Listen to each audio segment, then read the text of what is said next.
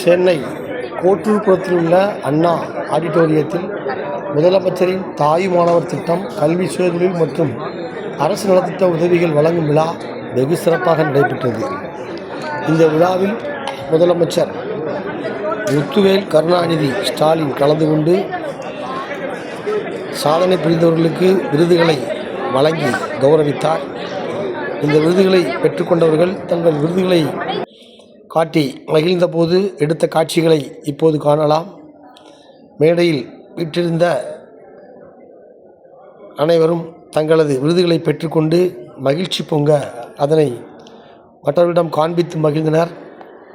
குழு புகைப்படங்களும் எடுத்துக்கொண்டனர். இந்த நிகழ்வில் திரளான பொதுமக்களும் அதிகாரிகளும் பங்கேற்றனர். இந்த விழாவையொட்டி அரங்கம் முழுவதும் அலங்கரிக்கப்பட்டு சிறப்பு ஏற்பாடுகள் செய்யப்பட்டிருந்தன. அங்கு கண்காட்சி அரங்கு ஒன்றுக்கும் ஏற்பாடு செய்யப்பட்டிருந்தது. இதனை இந்த வீடியோவின் கடைசி பகுதியில் காணலாம்.